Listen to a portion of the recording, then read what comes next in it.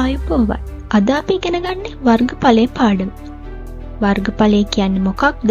සහ ගණිතයේදී හමුවන විවිධ තල රූපවල වර්ගඵලය හොයන්නේ කොහොමද කියලා ඕගොල්ලන්ට මේ පාඩමෙන් කියලා දෙනවා. හරි. අපි යමු පාඩමට. වර්ගඵලය කියන්නේ මොකක්ද? හරි. මේ තියෙන්නේ ඔයාලගේ ගණිතය අභ්‍යාස පොතේ පිටුවක් කියලා හිතන්නකෝ.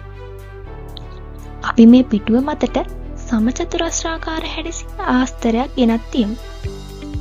මේ රෝස පාටින් අඳුරු කරලා තියෙන කොටුවේ වර්ගඵලය වර්ග ඒකක එකක් ලෙස ගමු.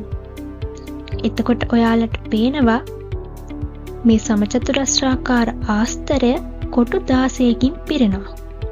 ඒ කියන්නේ මේ සමචතුරස්‍රාකාර ආස්තරයේ වර්ගඵලය වර්ග ඒකක 16ක් ලෙස ගන්න පුළුවන්. එහෙනම් වර්ගඵලය කියලා කියන්නේ මේ හැඩයක් ඇතුලේ තියෙන කොටස් ගන්නට. තවත් විදිහකින් කිව්වොත් වර්ගඵලය යනු පෘෂ්ඨයක් පැතිරී ඇති ඉඩ ප්‍රමාණය. ඔයාලට මෙතන පැහැදිලිව පේනවා පැත්තක දිග සෙන්ටිමීටර් 1ක් වුණ සමචතුරස්‍රාකාර ආස්තරයක් තියෙනවා. එතකොට මේ සමචතුරස්‍රාකාර ආස්තරයේ වර්ගඵලය වර්ග සෙන්ටිමීටර් 1යි. වර්ගඵලය මැනීමට පැත්තක දිග 1 සෙන්ටිමීටර් වූ සමචතුරස්‍රාකාර ආස්තරයක වර්ගඵලය සම්මත ඒකකයක් ලෙස භාවිතා කරනවා. එතකොට අපිට ඒක හඳුන්වන්නේ වර්ග සෙන්ටිමීටර් 1ක් ලෙස. ඒක ලියන්නේ මෙන්න මේ ආකාරයට. මේ විදිහට වර්ගඵලය මනින්න අභිමත ඒකකයක් භාවිතා කරන්න පුළුවන්. ඒ වගේම වර්ගඵලය සඳහන් කිරීමේදී භාවිතා කළ ඒකකයද සඳහන් කිරීම වැදගත් වෙනවා. ළඟට අපි යමු හැඩතලවල වර්ගඵලය හොයන්න. පළවෙනියට සුජුකෝණාශ්‍රයක වර්ගඵලය. අපි මේ සුජුකෝණාශ්‍රයේ සිරස් පැත්තට පළල ලෙසත් ඉරස් පැත්ත දිග ලෙසත් හඳුන්වනවා. එතකොට අපිට මේ සුජුකෝණාශ්‍රයේ වර්ගඵලය ගන්න පුළුවන් මේ දිග හා පළලේ ගුණිතයෙන්. එතකොට මේ සුජුකෝණාශ්‍රයක වර්ගඵලය හොයන සමීකරණය තමයි දිග වැඩි කිරීම පළල. ඊළඟට අපි බලමු සමචතුරස්‍රයක වර්ගඵලය හොයන්නේ කොහොමද කියලා. හරි. සමචතුරස්‍රයක සියලු පාද දිගින් සමාන වෙනවා. ඒ කියන්නේ මේ සමචතුරස්‍රයේ ඇති පැති හතරම එකම දිගක් ගන්නවා. එතකොට අපිට මේ සමචතුරස්‍රයේ වර්ගඵලය දිගවල් දෙකක ගුණිතයෙන් ලබා ගන්න පුළුවන්. එතකොට සමචතුරස්‍රයක වර්ගඵලය මයින සමීකරණය තමයි වර්ගඵලය සමානයි දිග වැඩි කිරීම දිග. ඒ කියන්නේ දිගෙහි වර්ගය. තුන්වෙනි එක තමයි ත්‍රිකෝණයක වර්ගඵලය.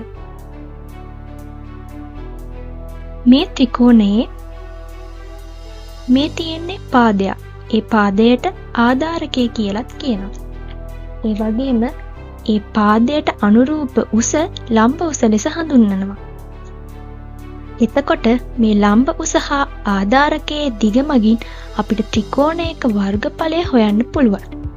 එතකොට ත්‍රිකෝණයක වර්ගඵලය හොයන සමීකරණය තමයි භාගයේ වතාවක් ආධාරකයේ වතාවක් ලම්බ උස. හරි. අපි දැන් මේ ඉගෙනගත්ත හැඩතල ගුණ ආශ්‍රිතව ගැටලු කිහිපයක් හදමු. පළවෙනි ගැටලුව. සුජුකෝණාශ්‍රාකාර ගෙවත්තක දිග මීටර් 9ක්ද පළල මීටර් 4ක්ද වේ. ගෙවත්තේ වර්ගඵලය සොයන්න. හරි. අපිට කියනවා සුජුකෝණාශ්‍රාකාර ගෙවත්තක් තියෙනවා. ඒ සුජුකෝණාශ්‍රාකාර ගෙවත්තේ දිග මීටර් 9ක් පළල මීටර් 4ක්. අපි ඉගෙන ගත්ත සුජුකෝණාශ්‍රයක වර්ගඵලය හොයන සමීකරණය. මොකක්ද? වර්ගඵලය සමානයි දිග වැඩි කිරීම පළල. අපි මේ සමීකරණයට මේ අගයන් ආදේශ කරමු. දිග සමානයි මීටර් 9යි පළල සමානයි මීටර් 4යි. 9 වරක් 4 36යි. අප මුලින්ම පැහැදිලි කරා අනිවාර්යෙන් අපි ගන්න ඒකකයක් සඳහන් කළ යුතු බව. ඉතින් ඒ ඒකකයක් සමග මේ සුජුකෝණාශ්‍රාකාර ගෙවත්තේ වර්ගඵලය වර්ග මීටර 36ක් ලෙස ගන්න පුළුවන්. දෙවැනි ප්‍රශ්නේ. සමචතුරස්‍රාකාර මල් පාත්තියක පැත්තක දිග මීටර් 8ක් වේ. එහි වර්ගඵලය සොයන්න.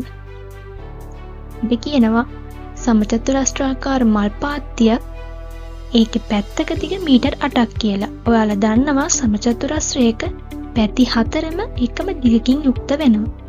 අපි ඉගෙන ගත්තා සමචතුරස්‍රයක වර්ගඵලය හොයන සමීකරණය. මොකක්ද?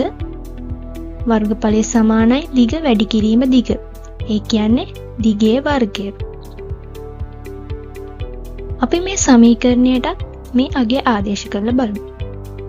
8 වැඩි කිරීම 8. ඒ කියන්නේ 64යි. කලින් කිව්වා වගේම ඒකකයේ සඳහන් කිරීම අනිවාර්යයි. එතකොට මේ සමචතුරස්‍රාකාර මල් පාත්තියේ වර්ගඵලය වර්ග මීටර 64ක් ලෙස ගන්න පුළුවන්. තුන්වෙනි ප්‍රශ්නේ. ත්‍රිකෝණයක පාදයක දිග ආධාරකය 12 සෙන්ටිමීටර්ද උස 7 සෙන්ටිමීටර්ද වේ. ත්‍රිකෝණයේ වර්ගඵලය සොයන්න. අපිට කියනවා ත්‍රිකෝණයක් තියෙනවා. ඒ ත්‍රිකෝණයේ ආධාරකයේ දිග 12 සෙන්ටිමීටර්ද ඊට අනුරූප උස ඒ කියන්නේ ලම්බ උස සෙන්ටිමීටර් 7යි කියලා. අපි ඉගෙන ගත්ත ත්‍රිකෝණයක වර්ගඵලය හොයන සමීකරණය. මොකද්ද? වර්ගඵලය සමානයි භාගයේ වතාවක් ආධාරකයේ වතාවක් ලම්බ උස. අපි මේ සමීකරණයට මේ අගයන් ආදේශ කරලා බලමු.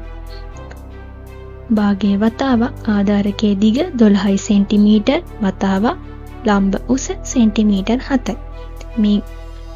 මේ අගයන් සුළු කරාම අපිට ලැබෙනවා වර්ග සෙන්ටිමීටර් 42ක්. හරි. අද අපි ඉගෙන ගත්තේ මොනවාද කියලා බලමු. මුලින්ම අපි වර්ගඵලය කියන්නේ මොකක්ද කියලා ඉගෙන ගත්තා. මොකක්ද වර්ගඵලය කියන්නේ? වර්ගඵලය යනු පෘෂ්ඨයක් පැතිරී ඇති ඉඩ ප්‍රමාණයයි.